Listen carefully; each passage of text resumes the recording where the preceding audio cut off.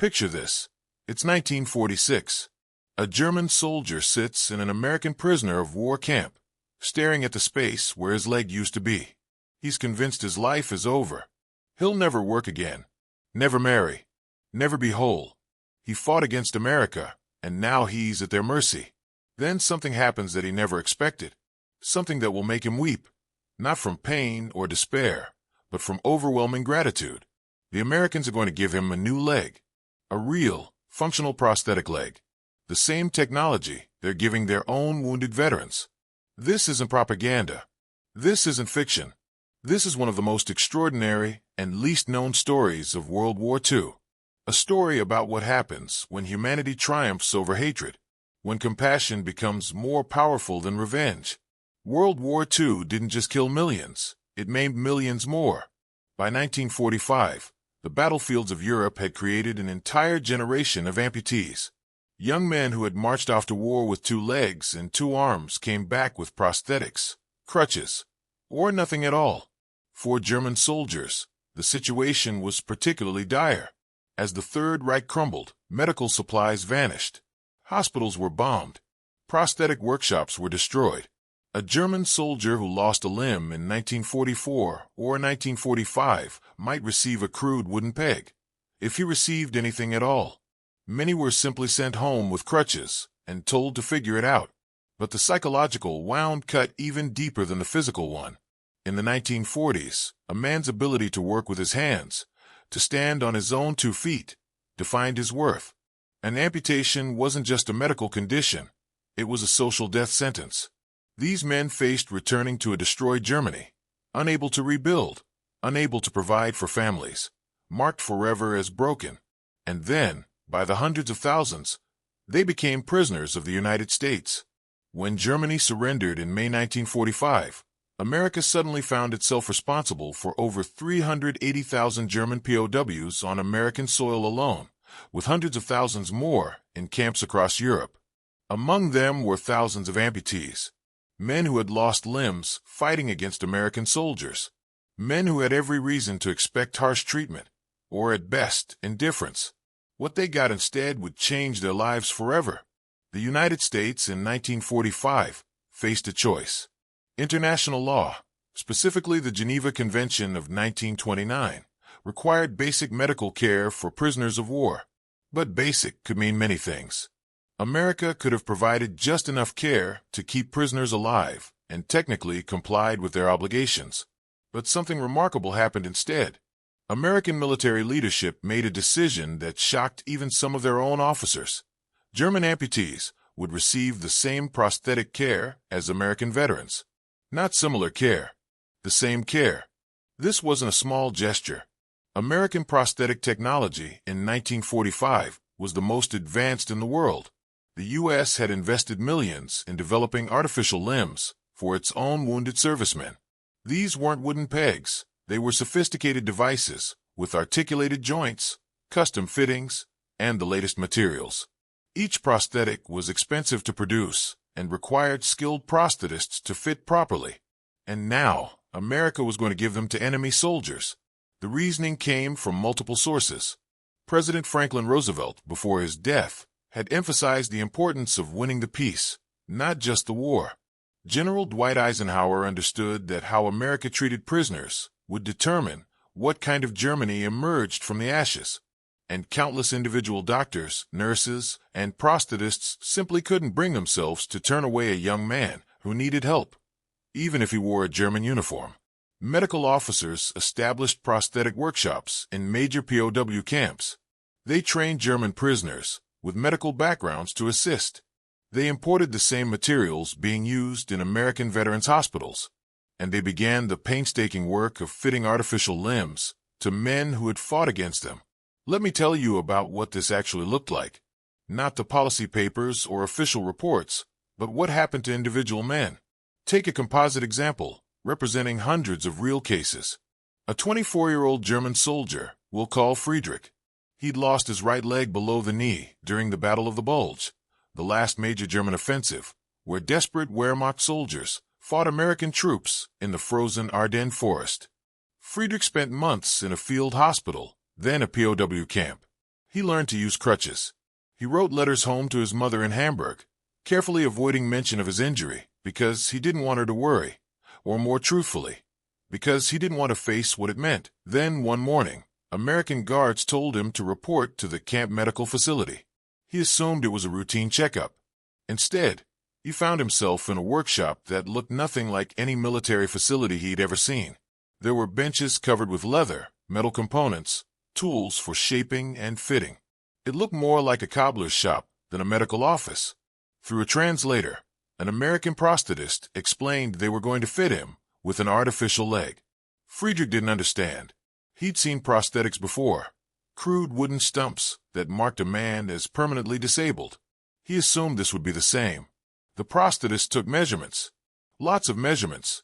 He examined Friedrich's residual limb carefully, professionally. He explained, through the translator, how the prosthetic would work.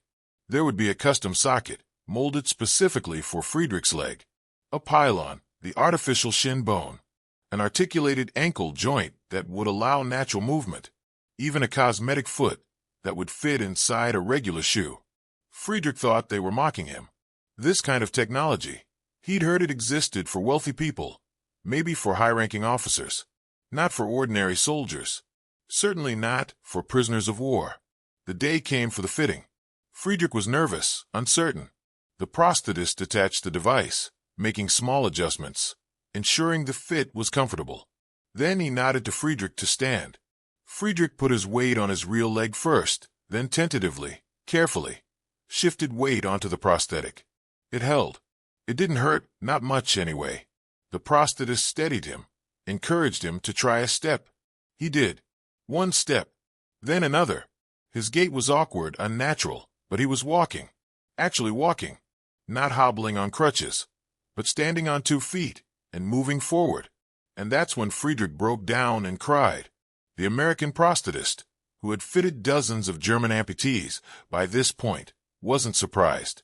He'd seen this reaction before. Every time, it hit him the same way. Here was a young man who had fought against America, who might have killed American soldiers, who had supported, willingly or not, one of history's most evil regimes. And yet, watching him cry with relief and gratitude, all the prosthetist could see was a kid who'd been given his life back.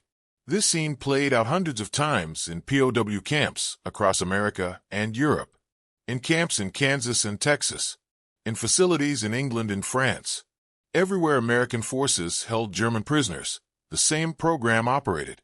You might wonder, why did this matter so much? Why did grown men, combat veterans who'd survived hell on earth, weep over an artificial leg? To understand, you have to grasp what amputation meant in the 1940s. Today, we've seen Paralympic athletes do incredible things. We know amputees can live full, productive lives. But in 1945, postwar Germany the assumption faced a bleak future. The economy was destroyed. Jobs were scarce even for able-bodied men. An amputee might spend his life dependent on family, unable to marry, unable to contribute. The prosthetics available in Germany, when they were available at all, were primitive, uncomfortable, obvious. They mark you as broken. But the American prosthetics were different. They allowed real mobility. With practice and physical therapy, men could walk with only a slight limp. They could work. They could dance at their wedding. They could play with their children. They could be normal. The psychological impact was enormous. These men went from believing their lives were over to having hope for the future.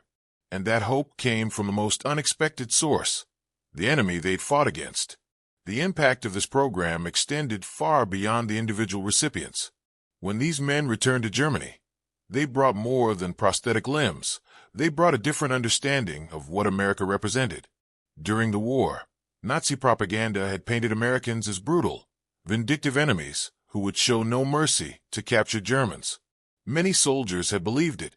Some had fought to the death rather than surrender because they feared what Americans would do to them. But then German POWs came home with stories that contradicted everything they'd been told. Stories about Americans sharing their rations, about German prisoners being paid for their work, about wounded enemies receiving the same medical care as American soldiers. And when people saw these prosthetics, advanced, functional, expensive devices given freely to former enemies. It was visible proof that America was different, that democracy and human rights weren't just propaganda. They were real principles that Americans lived by, even when it cost them. This had profound implications for post-war Germany. The men who received these prosthetics became living embodiments of American goodwill.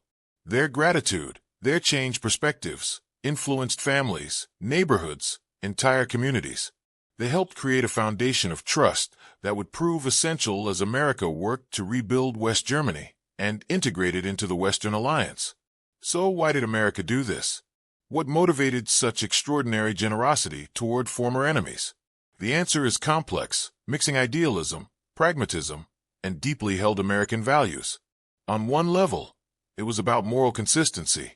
America had fought a war against fascism, an ideology that treated human beings as expendable tools of the state. Nazi Germany had shown contempt for human dignity, for individual worth, for the basic rights of people they considered inferior.